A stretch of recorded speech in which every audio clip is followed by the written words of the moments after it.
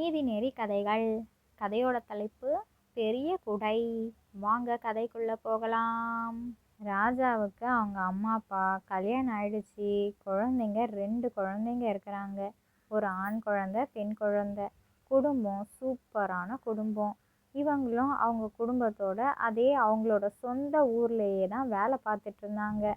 அதுக்கப்புறம் அவங்களுக்கு அங்கே வேலை சரியாக செட் ஆகவே இல்லை. அதனால் என்ன பண்ணலாம், நாம் வெளியூருக்கு போகலாம். நான் இங்கே வேலை பார்க்கல, அப்பா மட்டும் இங்கே இருக்கட்டும். நான் வாரத்துக்கு ஒரு முறை வர்றேன் நம்ம ஊருக்கு, வெளியூருக்கு வேலைக்கு போயிட்டு வரேன் அப்படின்ட்டு அவங்க வீட்டில் சொல்லிட்டு வெளியூருக்கு வேலைக்கு வந்துட்டாங்க. வெளியூருக்கு வந்தவங்க என்ன பண்ணிட்டாங்க, ஒரு ரூம் எடுத்து தங்குவோம் அப்படின்ட்டு நடந்து போயிட்டே இருந்துருக்குறாங்க. அவங்க ஏகப்பட்ட பொருள் எடுத்துகிட்டு போயிருக்கிறாங்கல்ல. ஏன்னா ரூம் எடுத்து தங்கணுன்னா அவங்களாவே சமைச்சு சாப்பிடலாம் அப்படிங்கிற முடிவில் தான் வந்திருக்கிறாங்க. வாரத்துக்கு ஒரு முறை தானே அவங்களோட சொந்த ஊருக்கு போவாங்க. அப்போது ஹோட்டலில் வாங்கி சாப்பிட்டா கட்டுப்படி ஆகாதுன்ட்டு பாத்திர பண்டம்லாம் எடுத்துட்டும் வந்திருக்கிறாங்க. அது மட்டும் இல்லாமல் காசும் ஒரு 10,000 ரூபா கிட்ட கொண்டு வந்திருக்கிறாங்க. அந்த காசை யாரோ திருடிட்டு போயிட்டாங்க.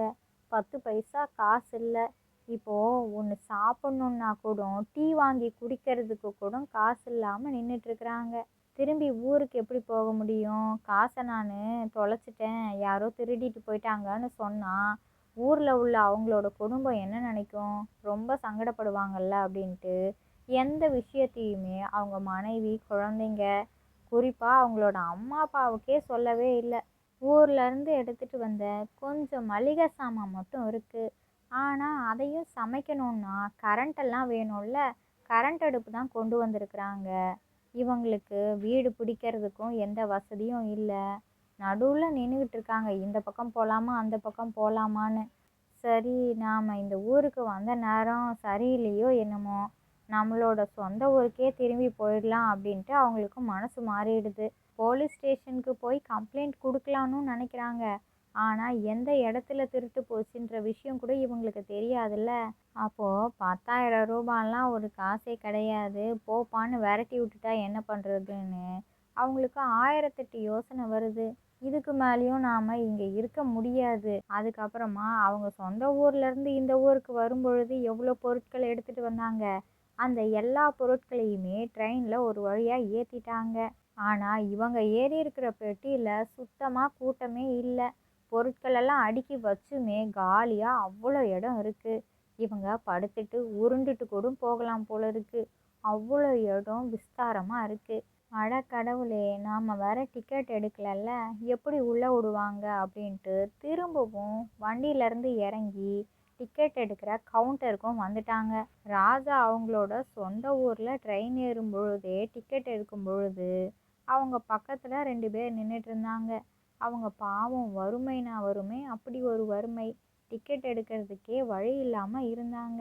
நீங்கள் எந்த வருத்தமும் படாதீங்க, நான் அவங்களுக்காக டிக்கெட் எடுத்து தரேன் அப்படின்ட்டு அவங்க 2 பேர்த்துக்கும் டிக்கெட் வாங்கி கொடுத்துட்டு, சாப்பிட்றதுக்கு சாப்பாடு, தண்ணி எல்லாத்தையும் வாங்கி கொடுத்துட்டு அதுக்கப்புறமா தான் ராஜா ட்ரெயினில் ஏறி ஊருக்கும் கிளம்புனாங்க. நல்லபடியாக தான் ஊருக்கும் வந்து சேர்ந்தாங்க. ஆனால் இவங்களோட சூழ்நிலை இப்படி தலைகீழாக மாறும்னு கொஞ்சம் கூட நினச்சி பார்க்கல.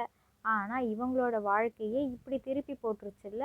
தெரியாத ஊரில் வந்து இப்படி மாட்டிக்கிட்டுமே அப்படின்ட்டு ரொம்ப தலைகுனிவோட, கஷ்டம் வருத்தத்தோடு தான் டிக்கெட் கவுண்டருக்கும் வந்து அங்கே அமைதியாக நின்றுட்டுருக்காங்க. பார்த்தா அவங்களோட நண்பன் ஒருத்தவங்க வராங்க. அவங்க சின்ன வயசில் இவங்களும் அவங்களும் ஒன்றா படிச்சிருப்பாங்க போல இருக்குது. அவங்களோட நண்பன் நல்லா படித்து இப்போது அந்த ரயில்வே ஸ்டேஷனில் டிடிஆராக வேலை பார்த்துட்ருக்குறாங்க. அவங்க இவங்களை பார்த்தோன்னையும், டே என்னடா ராஜா, நீ இங்கே வந்திருக்கிற, அதிசயமாக இருக்கே, நீ ஊருக்கு வாடான்னா கூட வரவே மாட்டியே, சொந்த ஊரை விட்டு எப்படிடா நீ இங்கே வந்த, ரொம்ப வியப்பால இருக்குது, உன்னை பார்த்தது ரொம்ப சந்தோஷம்டா. ஆனால் நீனு கொஞ்சம் கூட கலையாகவே இல்லையே, இவ்வளோ சோகமாக இருக்கிற. ஆமாம், என்னதாண்டா நடந்தது, என்ன விஷயம், வீட்டில் எல்லாரும் நல்லா இருக்கிறாங்களா? ஆனால் உன்னோட முகம் சரியில்லையேடா, என்ன நடந்ததுன்னு சொல்லு அப்படின்ட்டு கேட்குறாங்க. அந்த ராஜாவும் அவங்களோட நண்பன்கிட்ட நடந்த எல்லா விஷயத்தையும் ஒன்று விடாமல் சொல்கிறாங்க. கண்ணெல்லாம் கலங்கி போயிடுச்சு. இதை கேட்ட அவங்களோட நண்பனுக்கு ரொம்ப பகீர்னு ஆயிடுச்சு. அட கடவுளே, நல்லது செய்கிறவங்களுக்கு தான் இப்படி கெடுதலெல்லாம் நடக்கணுமா? சரி நீ விடுடா, எதையும் நினச்சி வருத்தப்பட்டுட்டு இருக்காத. இது ஏதோ நல்லதுக்குன்னு நினச்சிக்கோ. நான் உனக்கு உதவி செய்கிறேன். நீ ஊருக்கு போகிறதுக்கு என்னென்ன ஏற்பாடுகள் செய்ய முடியுமோ நான் செய்கிறேன். டிக்கெட்டை நான் எடுத்துகிட்டு வரேன். நீ போய் லக்கேஜ் எல்லாம் ட்ரெயினில் போய் ஏற்றி வையே அப்படின்ட்டு அனுப்பி வைக்கிறாங்க. ராஜாவும் அவங்க எடுத்துகிட்டு வந்த எல்லா பொருட்களையும் ஒரு வழியாக ட்ரெயின்லையும் ஏற்றிட்டாங்க. ராஜா, ராஜா வந்துட்டேன்டா, இந்தா டிக்கெட்டு. இதை ஊர் போகிற வரைக்கும் பத்திரமா வச்சுக்கோ அப்படின்ட்டு டிக்கெட்டை கொடுத்துட்டாங்க. ரொம்ப நன்றிடா, இந்த உதவியை நான் என்றைக்குமே மறக்க மாட்டேன். இப்படி மாறும்னு நான் நினைக்கவே இல்லைடா. 10,000 ரூபாய் எங்கே தொலைச்சேன்னே தெரியல, யார் திருடினாங்கன்னு எனக்கு தெரியலடா. இப்போ நான் ஊருக்கு போகிறதுக்கும் எனக்கு ரொம்ப பயமாக இருக்குது. இதுக்கப்புறம் நான் என்ன பண்ணுறதுன்னு தெரியல. 10 பைசா இல்லாமல் நான் என்னடா பண்ண முடியும்? அதுக்கு நான் வந்த வழியாகவே திரும்பி என்னோடய ஊருக்கு போகிறது தான் நல்லது அப்படின்ட்டு தான் முடிவை மாற்றிக்கிட்டேன். பல யோசனை வந்துச்சு. ஆனாலும் சொந்த ஊர் தான் நிரந்தரம்னு எனக்கு புரிஞ்சிருச்சுடா. இதெல்லாம் நமக்கு சரிப்பட்டு வராது. நான் நம்ம ஊருக்கே போகிறேன் அப்படின்ட்டு அவங்களோட நண்பன்கிட்ட சொல்கிறாங்க. சரி சரிடா ராஜா, நீனு ஒரு முடிவாக இருந்தாலும் தெளிவாக எடுத்திருக்கிறன்னா அதோடவே இரு. நீனு மாற்றி மாற்றி மனசை மாற்றிட்டு இருக்காத. முழுசாக நீ யோசித்து தான் ஒரு முடிவு எடுப்ப. அது மாதிரி தானே எடுத்திருக்கிற. அப்போது இதுக்கப்புறம் உனக்கு எந்த பிரச்சனையும் வராதுடா. நல்லபடியாக ஊருக்கு போய் உனக்கு பிடிச்ச வேலையவே பாருடா. அது சரியாக இருக்கும் அப்படிங்கிறாங்க அவங்களோட டிடிஆர் நண்பனும். அவங்க 2 பேரும் பேசிகிட்டு இருக்கும் பொழுதே ட்ரெயின் எடுத்துட்டாங்க. சரி சரிடா, நீ பார்த்துப்போ, எனக்கும் வேலை இருக்குது, நான் கிளம்புறேன் அப்படின்ட்டு அவங்களோட டிடிஆர் நண்பனும் கிளம்பிட்டாங்க. ராஜாவும் ட்ரெயினில் வந்துட்டுருக்காங்க. ட்ரெயினை விட்டு இறங்குனதுக்கு அப்புறமா சரியான மழை. அவங்களோட லக்கேஜ் எல்லாத்தையும் ட்ரெயின்லேருந்து இறக்கிட்டாங்க. தூக்க முடியாமல் தூக்கிட்டு வந்து மழையில் நனைஞ்சிட்டே வந்து ஒரு கடை மூடி இருக்குது. அந்த கடைக்கு வெளியிலேயே எல்லா ஜாமானையும் வச்சுட்டு நின்றுட்டுருக்குறாங்க. மழை விடுற மாதிரியே தெரியல. எவ்வளோ நேரம்தான் ஆகும்னு தெரியலையே. இன்னும் நான் எப்படி இங்கேயே நின்றுட்டுருக்கிறதா? சரி போவோமா அப்படின்னு யோசிச்சுட்ருக்குறாங்க. இடி பயங்கரமாக இடிக்குது. அங்கே பக்கத்தில் மரமாக இருக்குது. மரம் வேற நம்ம பக்கத்துலேயே இருக்குதே. நாம் இன்னும் இங்கே இருக்கிறது சரியில்லை, நம்ம வீட்டுக்கே போகலான்ட்டு பொருளெல்லாம் அப்படியே வச்சுட்டு வீட்டுக்கு அப்படியே பொறுமையாக நடக்க ஆரம்பிச்சிட்டாங்க. அவங்க வீட்லேயும் தண்ணி ஒழுக ஆரம்பிச்சிடுச்சு. வேலைக்கு போன ராஜாவோட அப்பா ராமசாமி வேலையை முடிச்சுட்டு வீட்டுக்கும் வர்றாங்க. மழை வந்ததில் வீடெல்லாம் ஒழுக ஆரம்பிச்சிடுச்சுல்ல.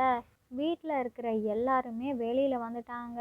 ஆனால் 2 குழந்தைங்களும், அம்மா அம்மா எங்களுக்கு ரொம்ப பசிக்குதுமா, பாட்டி சாப்பிட்றதுக்கு ஏதாவது தாங்கலேன், ரொம்ப ரொம்ப பசிக்குது, ஏதாச்சும் வேணும் ஏதாச்சும் வேணும்னு கேட்டுட்டு அழ ஆரம்பிச்சிட்டாங்க.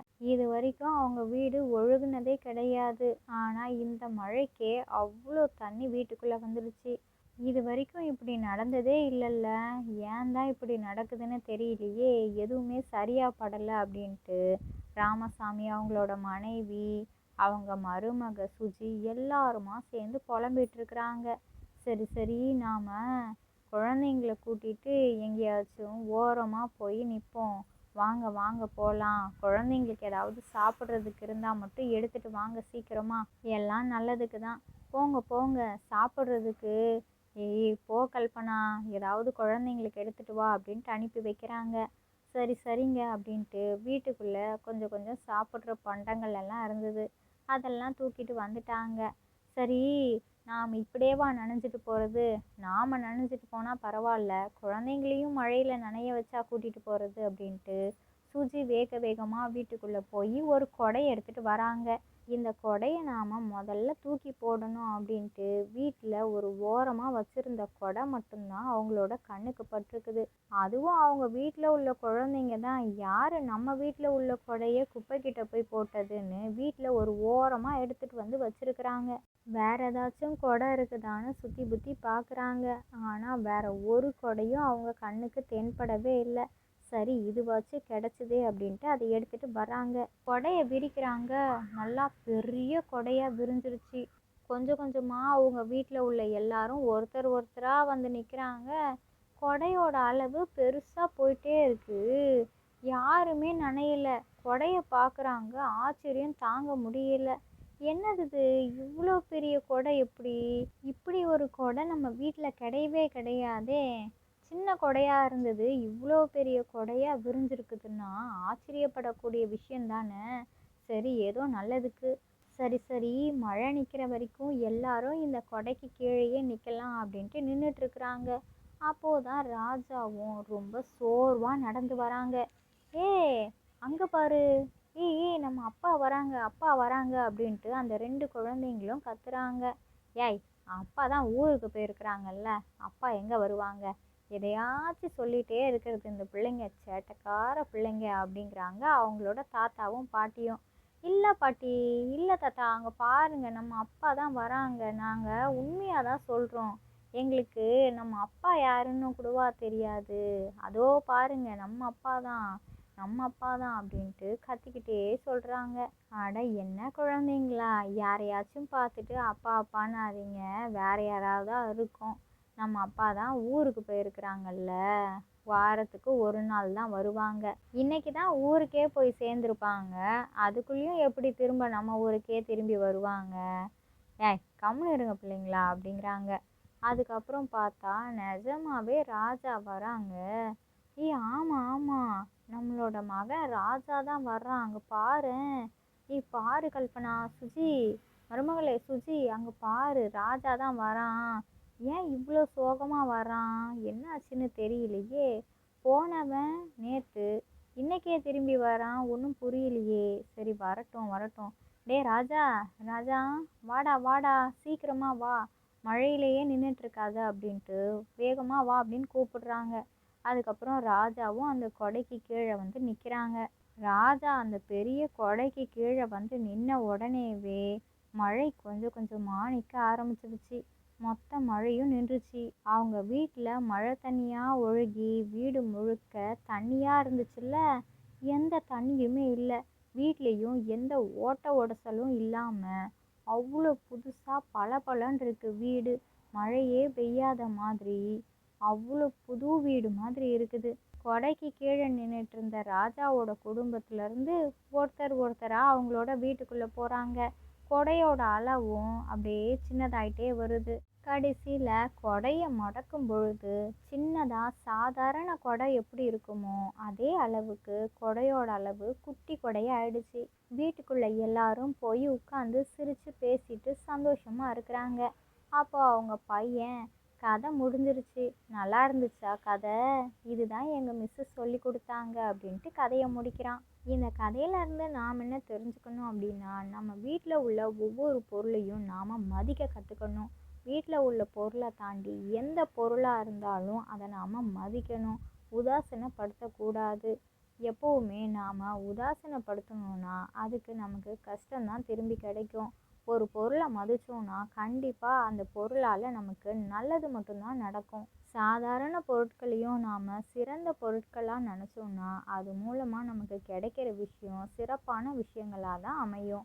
இந்த கதை பிடிச்சிருந்தா லைக் பண்ணுங்கள், ஷேர் பண்ணுங்கள். உங்களோட கருத்துக்களை கமெண்ட் பாக்ஸில் கமெண்ட் பண்ணுங்கள். இது மாதிரி சுவாரஸ்யமான கதைகளெல்லாம் பார்க்கணுமா? ப்ளீஸ் நம்மளோட சேனலை சப்ஸ்கிரைப் பண்ணிக்கோங்க. இதோட இன்னொரு சூப்பராக சுவாரஸ்யமான கதைகள் வீடியோவில் பார்க்கலாம். ஓகே, பாய்.